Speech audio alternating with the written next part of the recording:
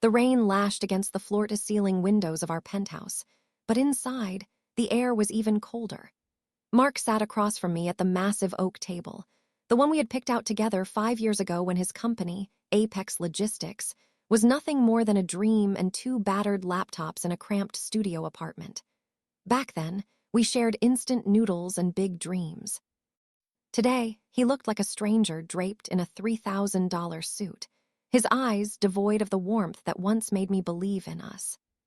"Here are the divorce papers, Anna," he said, his voice flat, not even bothering to look up. "I've been generous. I'm leaving you the old summer cottage in the countryside and a modest monthly stipend. It's more than fair considering you haven't worked a real job in years." I looked down at the documents. The modest stipend was an insult. It would barely cover the utilities on this penthouse, let alone a life in the city. "Generous, Mark. After everything. I worked 3 jobs so you could finish your master and register your first patent. I was the one who pulled all-nighters fixing your presentations for investors when you were too stressed to think. I built the back end of Apex while you were out playing the visionary at networking mixers." "Times change, Anna." He finally looked at me, his gaze icy and dismissive. "The company needs a new image, and I need a woman who fits that image. Sophia von Berg isn't just beautiful, her father controls the port terminals we need for global expansion. This is a strategic move. It's a business decision." "So you're selling our marriage for dock access?" My voice trembled, but not from sadness. It was the first spark of a cold, searing rage. "Call it what you want." He stood up, smoothing his tie with practiced arrogance. "Please have your things out by tomorrow evening. Sophia is moving in on Monday. She doesn't care for your sense of decor." He walked out of the room, the click of the door sounding like a gavel. I sat in the gathering shadows, staring at a cup of tea that had long since gone cold. Mark thought he was the brains of the operation. He had spent so long listening to his own hype that he'd forgotten one tiny, crucial detail. The entire technical infrastructure, the security protocols, and most importantly, the proprietary algorithm that made Apex valuable were registered under my private accounts. To the world, I was the supportive wife, or the secretary who stayed in the home office. In reality, I was the architect, and Mark had just evicted the only person who knew how to keep his world from collapsing. I pulled my personal laptop from its hiding spot, a sleek machine Mark never touched because he thought it was just for blogging. With a few keystrokes, I bypassed the standard encryption. I had written a fail-safe into the system 3 years ago, a just-in-case protocol I hoped I would never have to use. "You wanted a business decision, Mark," I whispered to the empty, silent room. "Then get ready for an audit you'll never survive." I began with the credits. I had been the secret guarantor for every one of Apex's expansion loans. Mark's credit score was a disaster from his reckless 20s, so the banks had only agreed to lend the millions needed for the new fleet if I put up my inheritance and my personal assets as collateral. By signing those divorce papers and declaring our partnership dissolved, Mark had unknowingly triggered a clause I'd quietly inserted into the bank contracts. In the event of a material change in domestic partnership, the personal guarantee by Anna Miller is revoked within 48 hours. I clicked confirm. Across the city, in a quiet server room at the bank, a red flag appeared. By Monday morning, Apex Logistics would face a liquidity crisis of $40 million.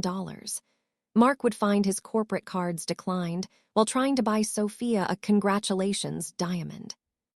But that was just the start. I looked at the auto-renew toggle for the server hosting that powered the entire logistics grid. I toggled it to off. In 30 days, the exact date Mark planned to host his engagement gala with Sophia, the servers would go dark. Apex would become a blind, deaf, and mute giant. I spent the rest of the night packing only what mattered: my hard drives, my journals, and the small gold locket my mother gave me. I left the keys on the marble counter. I didn't look back at the penthouse. It wasn't a home anymore. It was a sinking ship, and I was the only one with a lifeboat. The morning after I left the penthouse, the city felt different. I was staying in a small, industrial-style loft I had rented under my maiden name, Anna Thorne. It was a space Mark didn't know existed, paid for with a secret dividend account I'd managed for years. From the window, I could see the shimmering glass tower of Apex Logistics in the distance. To the rest of the world, it was a symbol of modern success. To me, it was a house of cards waiting for a breeze. I spent the morning setting up my monitors. I didn't need much, just a stable connection and the decrypted access keys to the Ariadne Shell Company. While I worked, I kept a local news feed running in the background. The social pages were already buzzing with the split of the century. The headlines were cruel, painting me as the plain, homebody wife who couldn't keep up with the soaring ambitions of a titan like Mark. They even had photos of Sophia von Berg, looking radiant at a gallery opening, with the caption, "The new power behind the throne." I smiled at the screen. Sophia was beautiful, certainly, but she was a socialite, not a strategist. Her family's wealth was tied to physical assets, ships, docks, and warehouses. They didn't understand the digital tendons that held those assets together. At 11:30 a.m., my phone, the one Mark still had the number for, started vibrating. I let it ring and ring. Finally, a voicemail notification popped up. It was Mark. His voice was no longer the calm, arrogant baritone from the night before. There was a jagged edge of irritation to it. "Anna, where are you? I went to the penthouse to grab some files and the keys were on the counter. Also, I just got a very confusing call from the bank about the expansion line. They're saying there's a technical hiccup with the collateral.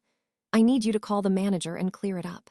They're being stubborn about the domestic status change. Just tell them the divorce is a formality and the assets are still tied. Call me back." I deleted the message. I wasn't his fixer anymore. An hour later, Marcus, the CFO of Apex, called. Marcus was a good man, a numbers guy who had always been kind to me, but he was loyal to the company. I answered. "Anna, thank God," Marcus exhaled, sounding like he'd been running a marathon. "The bank just froze our operating account. We can't clear the customs fees for the Singapore shipment. If those ships don't dock by midnight, we're looking at 6 figures in fines every hour." Mark is in a board meeting with the von Bergs, trying to impress Sophia's father, and I'm sitting here with a declined corporate card. What's going on with the guarantee? "Marcus," I said, my voice steady and professional.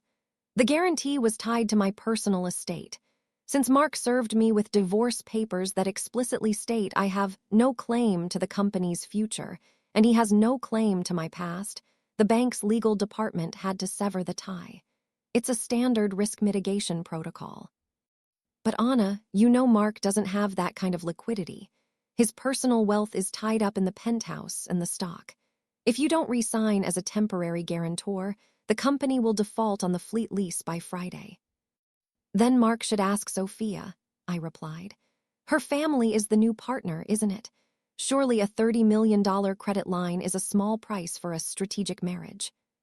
"She won't do it, Anna. I already asked her assistant. The von Bergs are old school. They don't put up their own money for potential partners. They want to see Apex's books at the end of the month before they commit to a merger. If we show a default now, the merger is dead." "Then I guess the business decision was more expensive than Mark realized," I said. "Goodbye, Marcus." I hung up and felt a strange, hollow sensation in my chest. For years, I had protected that company. I had shielded Mark from his own financial recklessness. Watching it begin to crumble felt like watching a building I'd built with my own hands catch fire. But Mark was the one who had struck the match. I turned back to my computer. It was time for the second phase, the intellectual property audit. Mark believed he owned the Apex Route Optimizer, the AI that saved the company millions in fuel costs. In reality, the code was hosted on a private cloud server owned by Ariadne Systems. I opened the service agreement. Every month, Apex paid a $5,000 maintenance fee to an anonymous vendor. Mark thought it was for server cooling. It was actually the license fee for the entire operating system. I drafted a formal notice of termination of service for material breach of contract. The breach? The change in ownership structure without prior written consent from the licensor. I set the email to send on Friday at 5:00 p.m., the exact moment Mark would be giving his toast at the von Bergs private club. He would be holding a glass of vintage champagne, telling the elite of the city how he was going to revolutionize the world. And at that very second, his company's heartbeat would stop. The phone rang again. It was Mark. This time I picked up. "Anna, what the hell is wrong with you?" he screamed. "The bank manager just told me the guarantee is officially revoked. I've got Sophia's father in the other room asking why my CFO is sweating through his shirt.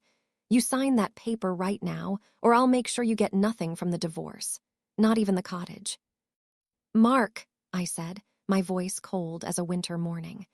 "You told me you needed a woman who fit your image. You told me this was a business decision.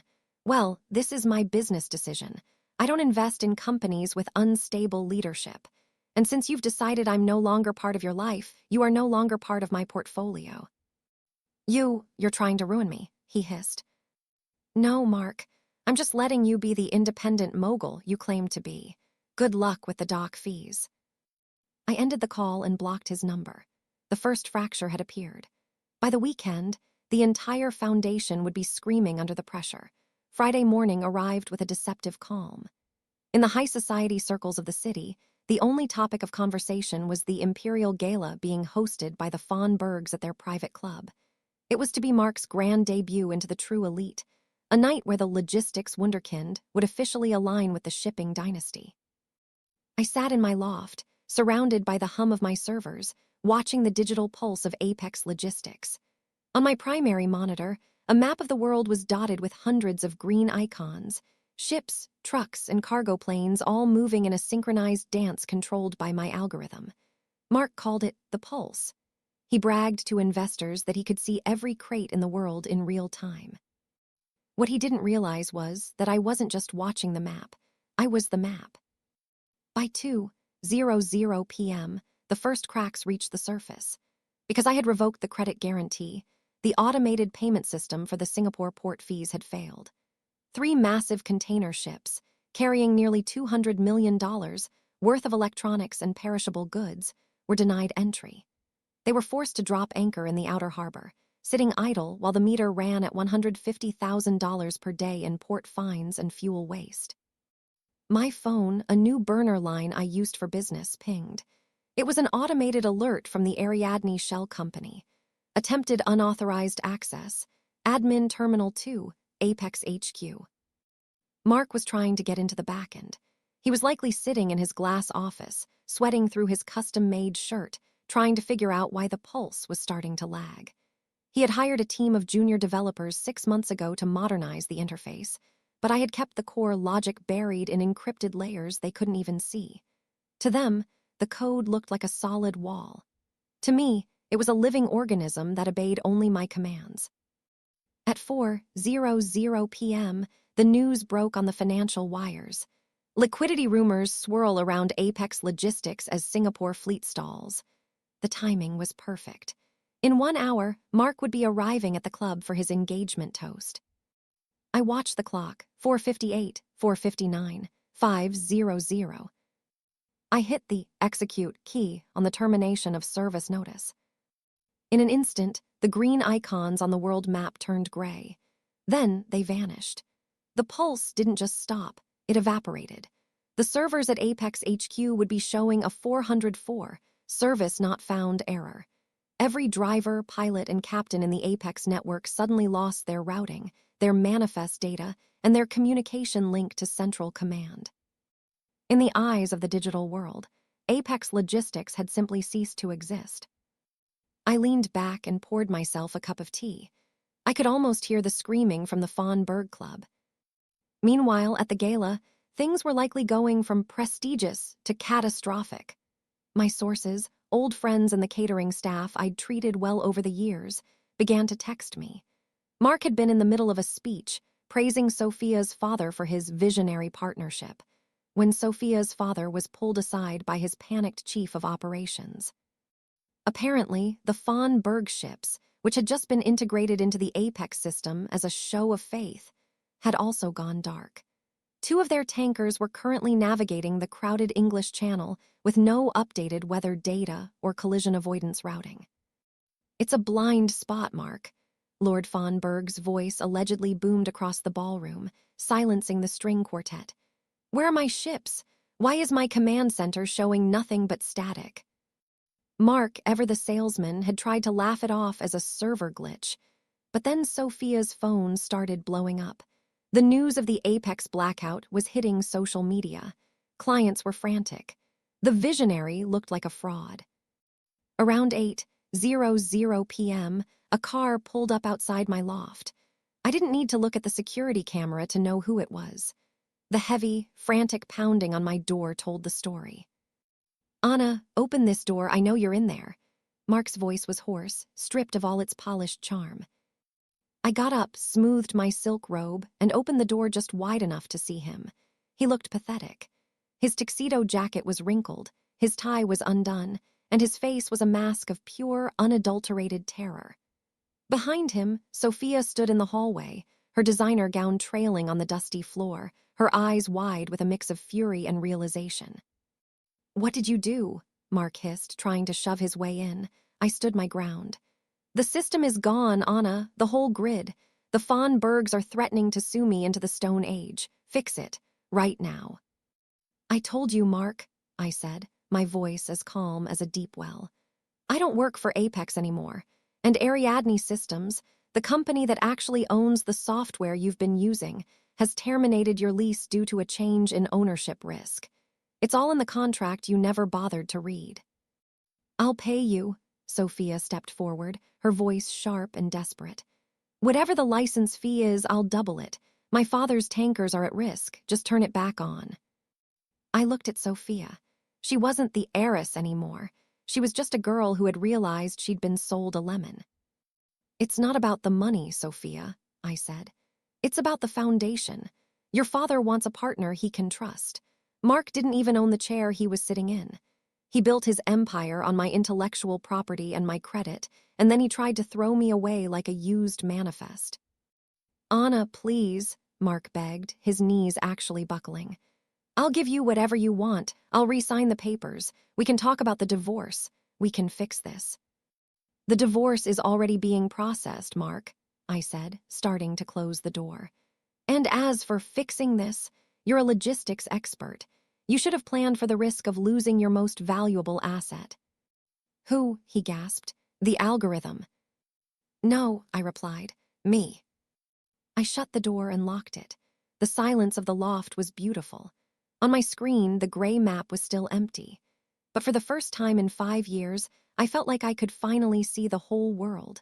The weekend after the Imperial Gala was a bloodbath in the financial district. By Saturday morning, Apex Logistics was the top trending term on every business news outlet, but for all the wrong reasons. The headlines were savage. "The Apex Blackout, a digital ghost ship," and founder Mark Miller faces billion-dollar lawsuit as fleet remains dark.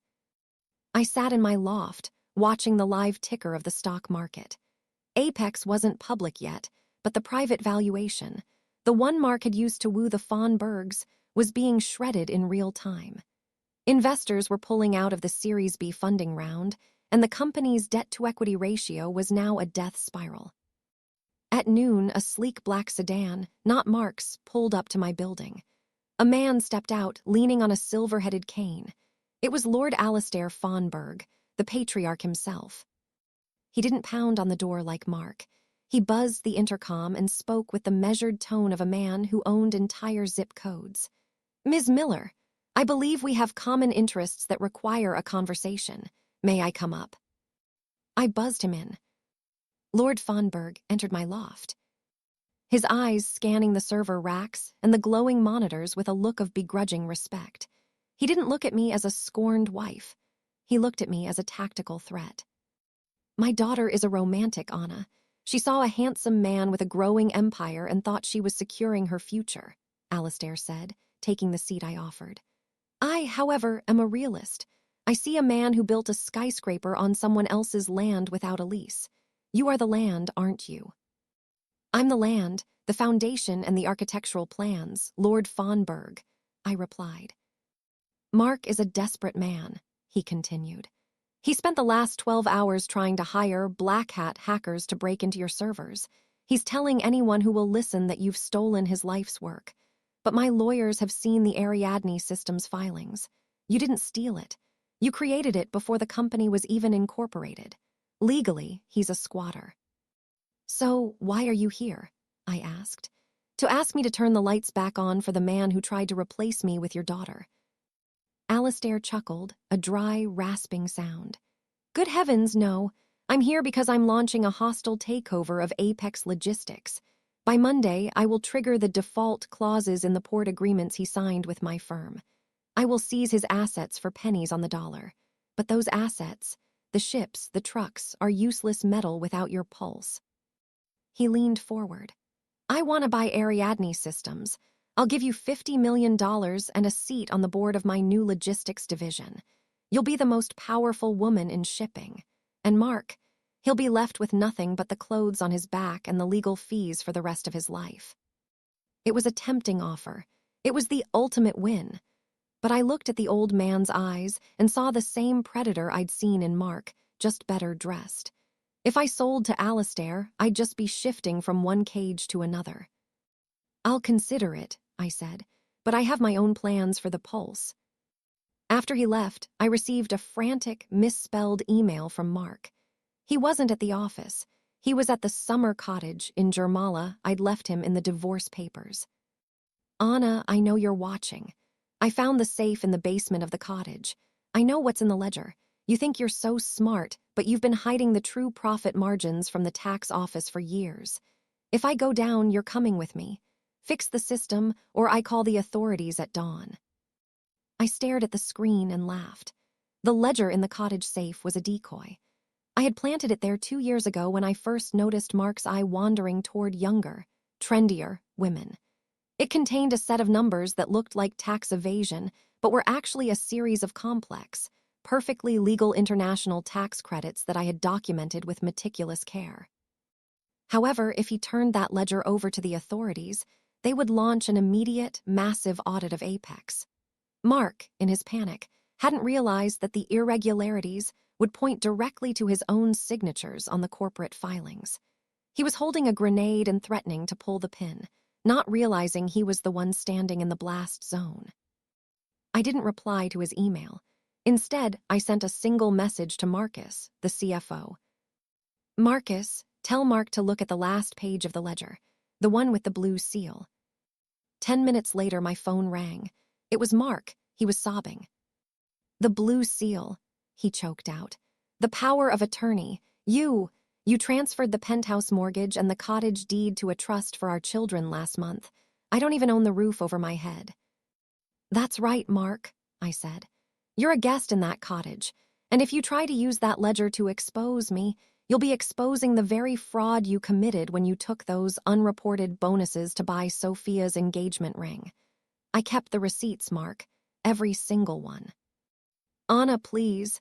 I have nothing left. The Fawnbergs are suing me. The bank is seizing my car. Just give me a way out. There is a way out, I said. Declare bankruptcy. Step down as CEO. Hand over the remaining 49% of your shares to the trust I set up for the kids. If you do that, I'll turn the Pulse back on for the ships currently at sea so the crews don't starve and the cargo isn't lost. I'll save the company's reputation even if I don't save yours. And what do I get? He whispered. You get to walk away without a prison sentence, I replied. That's my final business decision. I hung up. The sun was setting, and for the first time in a week, the map on my screen began to flicker with green icons. I wasn't doing it for Mark.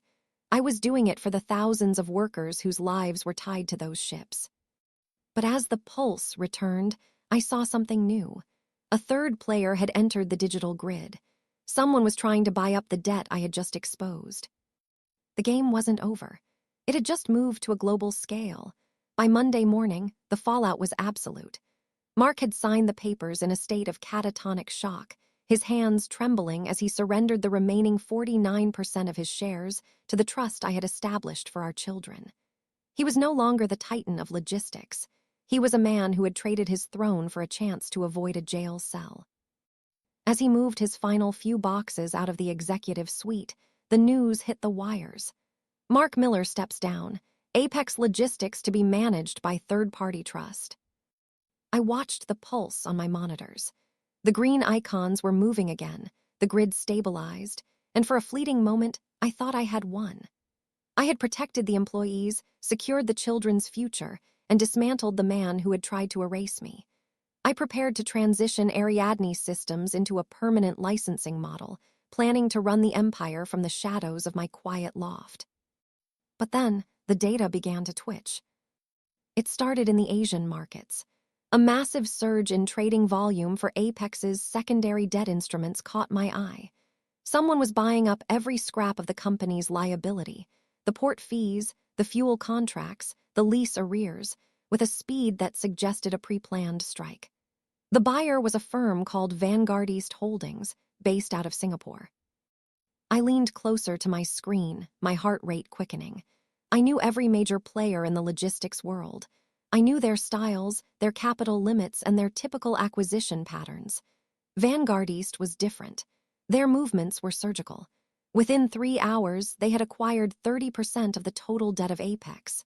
By midday, they had converted that debt into preferred equity. I wasn't the only one who noticed. My phone rang. It was Alistair von Berg. Anna, his voice was uncharacteristically tight. The hostile takeover I planned just hit a wall. Someone outbid my floor price for the secondary debt by 15%. They didn't even negotiate. Who is Vanguard East? I thought you were the only one with the keys to this castle. I thought so too, Alistair, I admitted, my fingers flying across the keys as I tried to trace the digital trail of the Singapore firm. But they aren't looking for the keys. They're trying to buy the whole building before I can lock the doors. They just sent a formal notice to my office, Alistair continued. They've triggered an emergency board meeting for Wednesday. They claim they have enough voting power to appoint a new CEO. If they take control, your Ariadne license might be in jeopardy.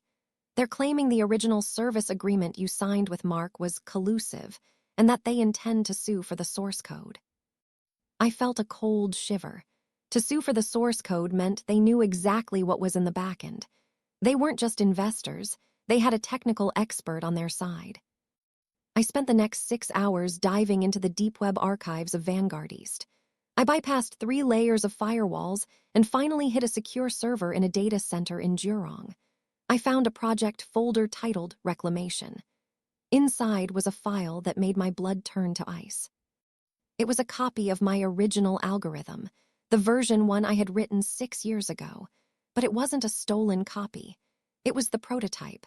The one I had collaborated on with my former research partner at university, a man named Elias Vance. Elias, the only person who had ever been my intellectual equal.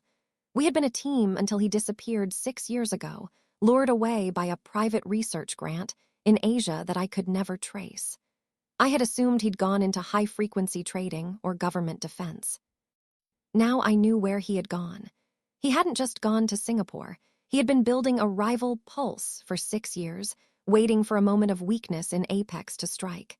And Mark's public divorce was the flare in the sky he had been waiting for. A message popped up on my encrypted terminal. No sender name, no subject, just a single line of code that only I and Elias would recognize. If trust equals 0, execute replacement. It was a taunt. He was telling me that my trust in Mark had been the 0 variable that allowed him to move in. The door to my loft opened. I hadn't heard the buzzer. I looked up to see a man standing in the doorway. He was lean, wearing a sharp gray suit with silver-rimmed glasses that caught the blue light of my monitors. He looked almost exactly as he did 6 years ago, only colder. "Hello, Anna," Elias said, his voice as smooth as polished glass. "You always were better at the logic, but I was always better at the leverage. You spent so much time fighting Mark that you forgot to look at the horizon." "Elias," I said, my voice steady despite the adrenaline. "You're working for Vanguard East. You're the one buying the debt." "I am Vanguard East," he corrected, walking toward my desk with a confident stride. "And I'm not here to negotiate. By Wednesday, I will own Apex. I will prove in court that the algorithm was a joint venture, and your Ariadne shell will be dissolved. You'll be left with the same thing Mark has, a legacy of nothing." "You think a court will side with you after you vanished for 6 years?" "I don't need a court to side with me," Elias smiled, a thin, mirthless expression. "I just need to keep you in litigation until your servers run out of power. I have the capital to wait you out. You have a loft and a grudge. Who do you think wins that war?" He turned to leave, but paused at the door. "Oh, and Anna, tell Mark thanks for the engagement gala. It was the perfect distraction. While he was toasting his heiress, I was buying his banks." He vanished into the hallway, leaving me in the silence of my command center. I looked at the map. The green icons were still there, but they felt like targets now. I wasn't just fighting a bitter ex-husband anymore. I was fighting the ghost of my own brilliance.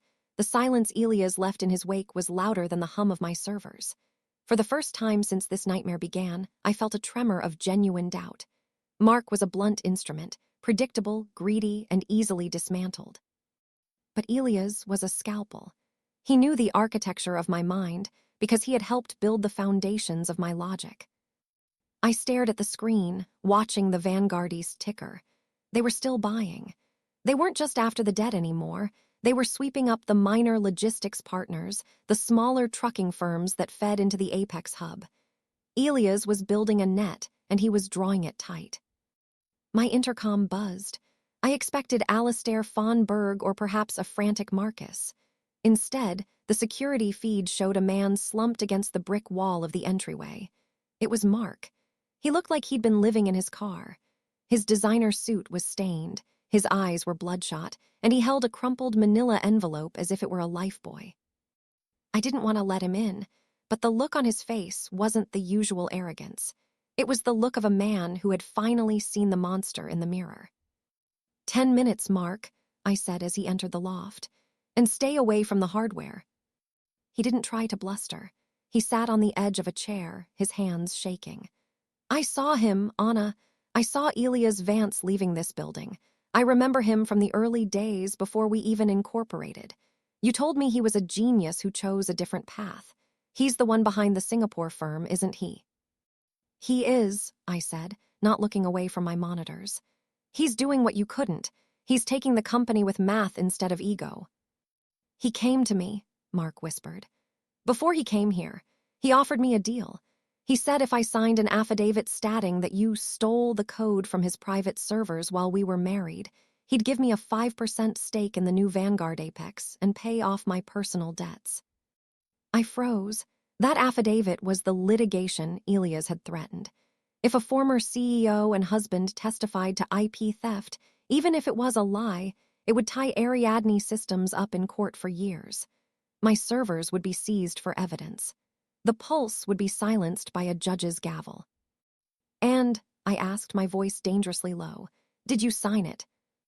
Mark looked up, and for the first time in years, I saw a flicker of the man I had actually loved, the one who cared about the mission more than the cufflinks. He reached into the envelope and pulled out the document. It was unsigned.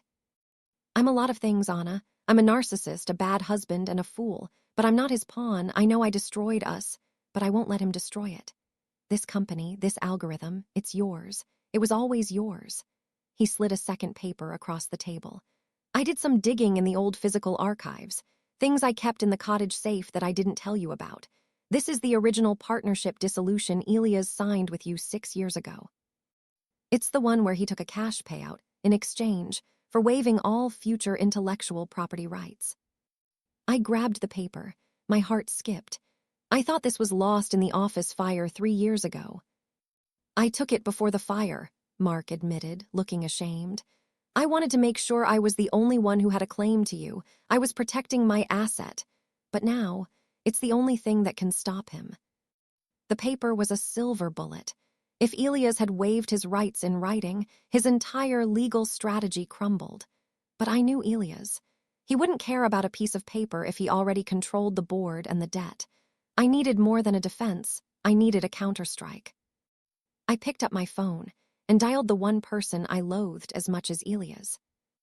"Lord von Berg," I said when he answered. "I'm ready to talk about that board seat, but I don't want $50 million.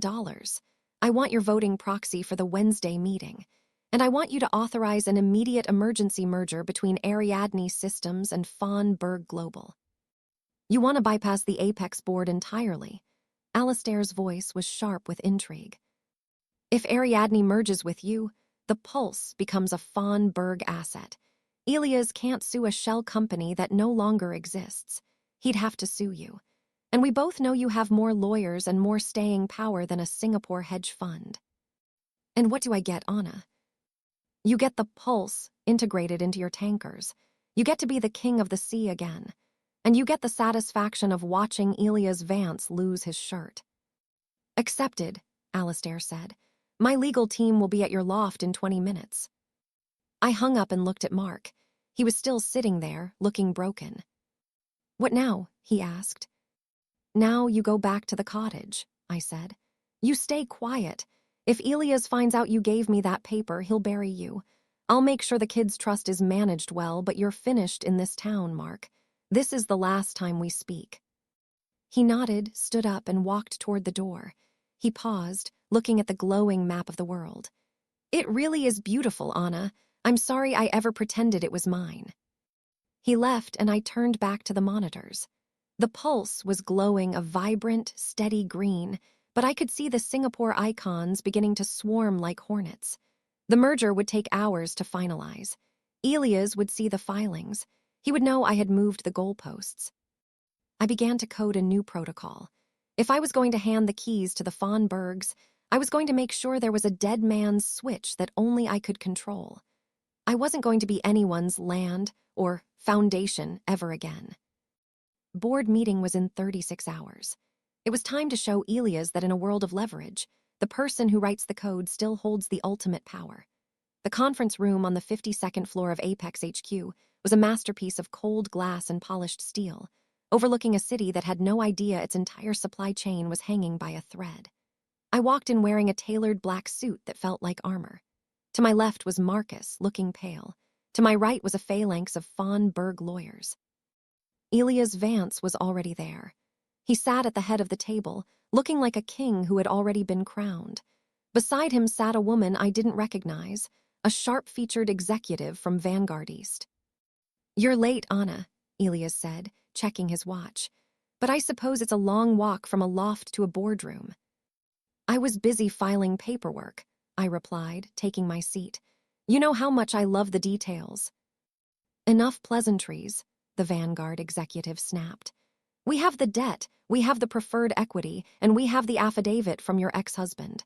We are here to dissolve the Ariadne licensing agreement and seize the source code for the Pulse. By the time we leave this room, Anna, you will be a spectator. I looked at Elias. He was smiling, waiting for me to break. Instead, I opened my briefcase and pulled out the document Mark had given me, the original 19th century-style parchment of our university-era dissolution. The affidavit you're counting on, I said, sliding the paper across the table. Mark didn't sign it, but he did find this. The waiver you signed 6 years ago. It's ironclad, Elias. You have no legal claim to the IP, which means your hostile takeover is built on a foundation of sand. Elias' smile faltered for a fraction of a second as his eyes scanned the document. Then he chuckled, a dry, chilling sound. A nice piece of history, Anna, but you're playing the game of the past. I don't need a legal claim to the IP if the IP itself is unreliable. Suddenly, the massive monitors on the boardroom wall, which were displaying the real-time pulse map, began to flicker. The green icons, the ones representing the Von Berg fleet, started to pulse a violent, angry red. What is that? Alistair Von Berg's voice boomed over the speakerphone from his private office. Anna, my tankers in the Mediterranean are reporting engine sink failures. They're saying the routing AI is trying to drive them into shallow water. I lunged for my tablet, my fingers dancing across the screen. I saw the intrusion immediately. It wasn't a hack from the outside. It was a subroutine that had been dormant in the core logic for years. Something Elias must have planted during our very first collaboration, a logic bomb that only his specific signature could detonate. You're sabotaging the ships, I hissed, looking at Elias. There are crews on those tankers. If they spill in the Mediterranean, it's an ecological disaster. I'm not sabotaging them, Elias said calmly, leaning back. I'm proving that your system is flawed, and as the majority debt holder, I'm calling for an emergency system override. If you hand over the master encryption keys now, I can stabilize the fleet. If you don't, well, the liability for the disaster will fall squarely on Ariadne Systems. You'll be in prison before the sun sets.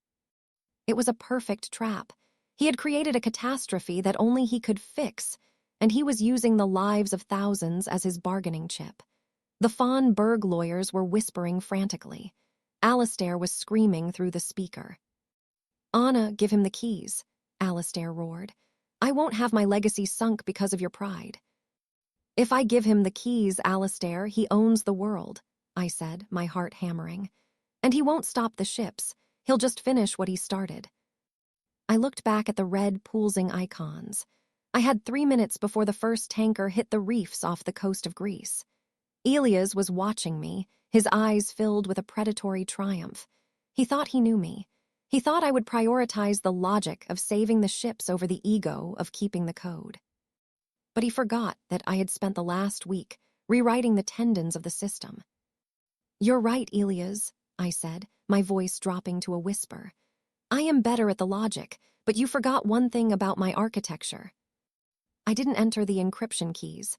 Instead, I entered a command string I had written in the middle of the night. Protocol, Phoenix Rise. "What are you doing?" Elias stood up, his face finally showing a flicker of alarm. "The pulse isn't just a program, Elias. It's a reflection of me, and I don't negotiate with terrorists." The monitors went black. Every icon vanished. The entire global grid of Apex logistics didn't just glitch, it died. "You killed the system," Elias screamed, reaching across the table as if to grab my tablet. "You just bankrupted everyone in this room." "No," I said, standing up. "I just moved the system to a new host, one you don't have the signature for." On my tablet, a new map appeared. It wasn't the pulse. It was something faster, cleaner, and built on a blockchain that Elias couldn't touch. The Von Berg tankers stopped their erratic movements. The red icons turned a steady, calm blue. "The merger with Von Berg Global went through 10 minutes ago, Elias," I said. "Ariadne Systems is gone. The new entity is Thornburg Maritime. And your logic bomb, it was tied to the Ariadne server. When I killed the server, I killed your bomb." The Vanguard executive looked at Elias, her expression turning into one of pure disgust. "You told us she was predictable, Vance.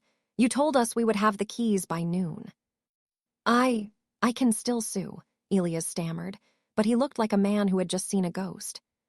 "Sue who?" I asked. "A company that doesn't exist, for a system that isn't on your grid. You're holding $30 million in debt for a brand, Apex, that is now a hollow shell. You didn't buy an empire, Elias. You bought a tomb." The room fell into a deafening silence. The Titan was gone. Elias slumped into his chair, the silver-rimmed glasses sliding down his nose. I walked toward the door, but I stopped by his chair. "You told me I forgot to look at the horizon, Elias, but you forgot to look at the foundation. I didn't build this to be a business. I built it to be a fortress." I walked out of the boardroom, leaving the ruins of Mark's company and Elias' ego behind. But as I reached the elevator, my tablet chirped. A private message from a blocked number. "The Phoenix is beautiful, Anna, but every fire leaves ashes. Check the Singapore port registries for the name Miller." My blood ran cold. Mark. He hadn't gone back to the cottage. He had vanished. And if Elias was telling the truth, my ex-husband had one last, desperate card to play in the East. The flight to Singapore was 14 hours of calculated silence. I sat in the darkened cabin of the private Von Berg jet, the glow of my tablet the only light against the midnight sky. Elias' parting message haunted me. Mark hadn't just disappeared, he had been moved. I had spent 5 years thinking Mark was a parasite, but I had overlooked one horrifying technicality. When we first incorporated Apex, we used a high-security biometric vault to store the physical hard drives containing the Genesis code. The raw, unencrypted math that preceded the algorithm. Because Mark was the face of the company, and I was the silent partner. The vault's physical override was tied to his DNA. It was a biological key. If Elias had Mark, he didn't need to hack my new servers. He could physically retrieve the original source code and build a mirror pulse that would make my Thornburg merger look like a fraudulent copy. I touched down at Changi Airport at dawn. The heat was a physical weight, thick with the scent of sea salt and jet fuel. I was met by a driver Alistair had arranged, a man named Chen who looked more like a soldier than a chauffeur. Mr. Miller was spotted in the Jurong Industrial District, Chen said, as we sped toward the city. He wasn't alone. He's being held at a Vanguardist facility disguised as a biotech lab. Is he a prisoner or a guest? I asked. In Singapore, those two things can look very similar, Chen replied grimly. We reached the facility, a brutalist slab of concrete and glass overlooking the shipping lanes. I didn't go in with lawyers. I went in with a digital bypass and the authority of a woman who had nothing left to lose. I found Mark in a sterile, white room on the subterranean level. He wasn't in chains, but he was hooked up to a medical monitor. A technician was drawing blood. Mark looked hollowed out, a ghost of the man who had once strutted through a Manhattan penthouse. Anna, he whispered, his voice cracking. I didn't want to tell them, but Elias. He told me if I didn't cooperate, he'd find a way to revoke the kid's trust. He said he'd prove I was incompetent when I signed it. He was lying, Mark, I said, my heart twisting with a mix of pity and fury. He can't touch that trust. It's locked behind a firewall he doesn't even know exists. It doesn't matter, a voice boomed from the doorway. Elias stepped in, followed by 2 armed security guards. He wasn't wearing his suit anymore. He was in a lab coat, looking like the scientist I had once admired. I already have what I need. Mark's blood, his retinal scan, and his thermal signature. The biological key has been duplicated. The Genesis code is being decrypted as we speak. You're stealing a dead man's version of the truth, Elias, I said, stepping between him and Mark. The Genesis code is 6 years old. It's inefficient. It's slow. It's the original, Elias countered, his eyes bright with a feverish intensity. And under international patent law, the first to file the original source wins. Thornburg is a derivative. I'm going to sue you for every cent of the merger, and then I'm going to take the pulse and sell it to the highest bidder. The Chinese, the Russians, they don't care about green logistics. They want a weapon, and you built a perfect one. I looked at the monitors in the lab. I saw the decryption progress bar, 88%, 89%. You really think I didn't anticipate this? I asked, a cold calm settling over me. The biological key was Mark's idea. He loved the drama of it, but I was the one who installed the sensors. What are you talking about? Elias' smile faltered. Mark has a heart condition, I said. It was a minor thing, a slight arrhythmia he'd had since childhood, something he'd hidden from his life insurance company to keep his premiums down. His pulse has a specific, irregular rhythm. The vault's sensors aren't just looking for his DNA or his retina. They're looking for his cadence. I looked at Mark, then back at Elias. Look at him, Elias. You've had him under stress, drugged, and terrified for 48 hours. His heart rate is at 110 beats per minute. The rhythm is shot. The key you've duplicated is a fake. If you try to use those credentials on the vault, you won't get the Genesis code. You're bluffing, Elias hissed. Try it, I challenged. But I should warn you. I programmed a salted earth protocol into the physical vault. One wrong biometric entry doesn't just lock the door. It triggers a thermite charge inside the drive casing. The Genesis code won't just be deleted, it will be vaporized. Elias turned to the technician at the terminal. Stop the decryption, now. But it was too late. The progress bar hit 100%. A low, mechanical hum vibrated through the floor. Somewhere in the bowels of the building, a silent chemical fire was eating the only thing Elias wanted. The monitors turned red, flashing a single word: void. Elias let out a primal scream of rage, lunging toward me. Chen was faster. He stepped forward, his hand moving to his holster, and the security guards hesitated. It's over, Elias, I said, my voice cutting through the chaos. You have no code, you have no patent, and now you have a kidnapped American citizen in a private Singapore lab. How do you think the local authorities will react to that? I walked over to Mark and began unhooking the sensors from his arm. We're going home, Mark. Anna, Mark choked out, tears streaming down his face. Why? Why did you come for me? I looked at the man who had broken my heart and tried to ruin my life. I thought about the kids, the 5 years of noodles and dreams, and the woman I had become because of his betrayal. Because a foundation isn't just made of stone and code, I said. It's made of the choices we make when everything is falling apart, and I'm done letting people like Elias Vance decide who I am. As we walked out of the facility, the Singapore sun was blindingly bright. Elias was left in the white room, surrounded by the smoke of his own ambition. But as I helped Mark into the car, I saw a black SUV with diplomatic plates idling at the gate. A man in a military uniform stepped out. He wasn't Singaporean. He was from the Ministry of Defense back home. "Ms. Thorne," the officer said, his face a mask of iron. "Lord von Berg didn't tell you the whole truth about why the government wanted the pulse. We don't care about the ships. We care about the satellites." I felt a new, even colder realization dawning on me. The pulse hadn't just stabilized the sea, it had synchronized the sky. And the government wasn't there to protect my merger. They were there to nationalize my mind. The drive to the airport was no longer a rescue mission. It was an escort. The Ministry of Defense Modi vehicle followed our sedan so closely I could see the reflection of the officer's mirrored sunglasses in my side view mirror. Mark sat beside me, shivering despite the Singapore heat, finally realizing that he was no longer the protagonist of this story. He was just a variable that had been solved. We were taken to a private hangar, but not to the Von Berg jet. Instead, we were ushered into a windowless military transport. Inside sat a woman I had seen in a dozen news briefings, General Sarah Vance, no relation to Elias, though her eyes were just as predatory.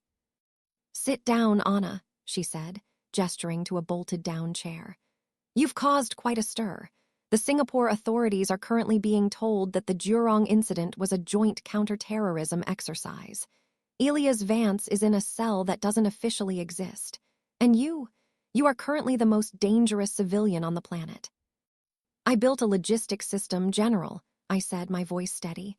"Not a weapon." "You built a system that can synchronize global movement with millisecond precision," the general countered, sliding a tablet toward me. It showed the pulse, but the icons weren't ships. They were orbital. "Your algorithm didn't just fix the Von Berg tankers. It accidentally aligned with the encrypted telemetry of our Sentinel satellite network. You've bypassed $1 billion of military firewall because your math is more elegant than ours."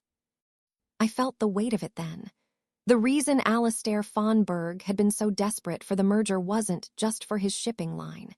He was a contractor for the Modi. He had been a scout, sent to bring my technology into the fold. "We are invoking the National Security Emergency Act," General Vance continued. "The Thornburg merger is being restructured. The Pulse is now a sovereign asset. You will be given a laboratory, a security clearance, and a staff. But you will no longer own the code. And you will certainly no longer be Anna Miller or Anna Thorne. You will be a ghost." "And if I refuse?" The general looked at Mark, then back at me. "Then we let the Von Bergs sue you for the Singapore disaster. We let the Vanguardist lawyers take your children's trust in discovery. We let you drown in the legal mud until you're begging for a cage with a desk in it." They left me in the holding area of the plane as we took off. Mark was taken to a separate section. I was alone with my thoughts and my tablet, which they hadn't confiscated, likely because they thought they'd already blocked my access to the grid. They underestimated me. I had built the Pulse to be resilient, but I had also built it to be moral. I spent the first 4 hours of the flight navigating the backdoors I'd hidden within the Phoenix Protocol. I saw what the Modi was doing. They weren't just using it for satellites. They were using the routing logic to calculate first-strike precision for long-range missiles. They were turning my life's work, my dream of a cleaner, more efficient world, into a blueprint for war. I looked at the code, my elegant math. I could give it to them. I could live a life of luxury in a high-security bunker, protected and pampered, while my brain was mined for the next decade. Or I could do the one thing Mark never had the courage to do. I could choose to lose. I began to type, not a virus but a genetic decay script. If user equals gov sector 01, degrade accuracy, 0.00001% per hour. It was subtle. It wouldn't crash the system. It would just make it slightly, imperceptibly wrong. Over months, the satellites would drift. The missiles would miss their targets by miles. The logistics would become a chaotic mess of tiny errors that would look like human incompetence rather than sabotage. I would be giving them a broken compass and telling them it was the North Star. But then I paused. If I did that, I was still their slave. I was just a slave with a secret. I looked out the small porthole at the clouds. I thought about the summer cottage in Jermala, the instant noodles, and the way the world looked when it was just me and a blank screen. I opened a secure channel to the one person I hadn't expected to help, Sophia von Berg. I knew she was monitoring the company's internal comms, desperate to save her family's reputation. "Sophia," I typed, "your father isn't a shipping mogul anymore. He's an arms dealer. If you want to be the power behind the throne, now is the time to take the throne. I'm sending you the encryption keys to the von Berg private accounts. Transfer the assets to a neutral Swiss foundation. Now." "What are you doing?" Mark's voice startled me. He had slipped past the guard who was distracted by the turbulence. He looked at my screen. "Anna, you're destroying it all, everything we built." "We didn't build this, Mark," I said, my eyes fixed on the screen. "I built it, and I'm the only one who can decide when it ends." "They'll kill you," he whispered. "No," I said, hitting the final enter key. "They'll keep me alive because they think I'm the only one who can fix the glitches that are about to start happening. But by the time they realize the glitches are permanent, I'll be long gone." The plane began its descent. The general walked back in, looking triumphant. "We've landed at the base, Anna. Your new life begins now." I closed my tablet and smiled. It was the same smile I had given Mark the night he served me those divorce papers. "I'm ready, General," I said. As I walked down the ramp into the cold, gray morning of a military black site, my phone, tucked into my waistband, vibrated. A message from Sophia. "Assets moved. The power is mine. Where do you want the exit boat?" The board was set. The government had the system, but I had the architect. And the architect was about to go for a very long walk. The military black site was a labyrinth of reinforced concrete and hushed corridors, a place designed to bury secrets. For 3 days, I played the part of the defeated genius.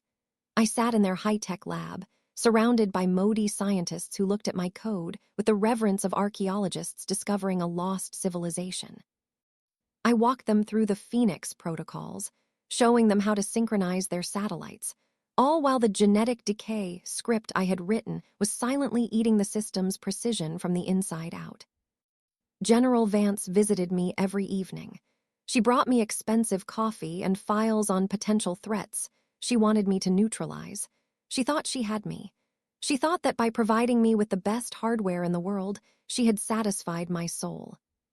She didn't realize that the only hardware I ever cared about was my own freedom. "The synchronization is at 99.8%, I told her on the 4th night. "By midnight, the pulse will be fully integrated into the national defense grid. I just need a 10-minute window of absolute silence to run the final decryption. No observers. The feedback loops are sensitive to external signals." The general hesitated, but her greed for the weapon outweighed her caution. "10 minutes, Anna. My guards will be at the door." As soon as the heavy steel door hissed shut, I didn't touch the defense grid. I touched the phone Sophia von Berg had stashed for me in a prearranged dead drop during my transfer. "Now," I whispered.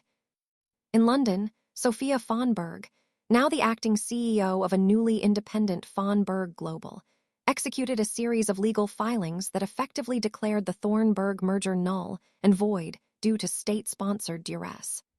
Simultaneously, she released a massive data dump to the international press, evidence of the Modi's attempt to weaponize a civilian logistics tool.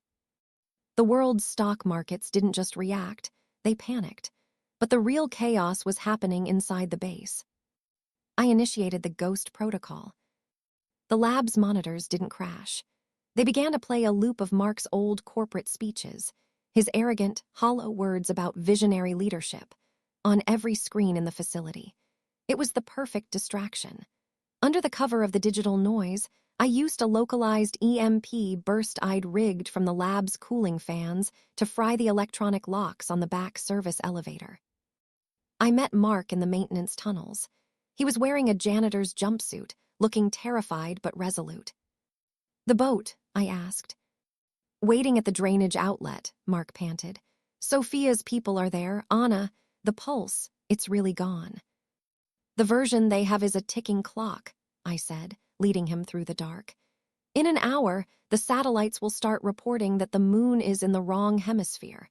They'll be too busy fixing their own mess to chase us." We emerged into the salt-crusted air of the coast, far beneath the cliffs of the military base. A small, silent electric rib boat was idling in the surf. As I stepped onto the boat, I looked back at the fortress on the hill. It looked like a tomb. "Where are we going?" Mark asked as the boat sped away into the fog. "We have no names, no money, no home." I reached into my pocket and pulled out a small, encrypted drive. "We have the only thing that matters, Mark. We have the Genesis, too. And as for money, Sophia didn't just move the assets to a foundation. She moved them to a decentralized account that requires 2 keys to open." "Whose keys?" "Mine," I said. "And the kids. You're going to a small farm in New Zealand, Mark. You'll live under a new name, and you'll finally be the father you never were. You'll have a modest stipend, enough for a good life, but never enough to buy a suit. And you." I looked toward the horizon, where the sun was beginning to break through the mist. "I'm going to stay a ghost. The world doesn't need a titan of logistics. It needs an architect who can fix things from the shadows." Epilogue, 1 year later. In a small, sun-drenched cafe in a coastal village in Portugal, a woman sat with a simple laptop. She wasn't wearing designer clothes or diamonds. She looked like just another traveler. On her screen, a map of the world was glowing with a soft, steady blue light. It wasn't the pulse. It was something new, an open-source, peer-to-peer logistics network that no government could own and no billionaire could sell. It was called Ariadne's Thread. It helped small farmers get their crops to market and ensured medicine reached remote villages without a single middleman taking a cut. A news notification popped up in the corner of her screen. Former mogul Mark Miller found living quietly in New Zealand, refuses comment on Apex scandal. Another headline followed. Elias Vance released from Singapore custody, career in ruins. The woman closed her laptop and sipped her tea. It was warm, sweet, and perfectly brewed. She had been the plain wife. She had been the disappointment. She had been the sovereign asset. But as she looked at the blue map, she knew she was finally the only thing that mattered. She was free.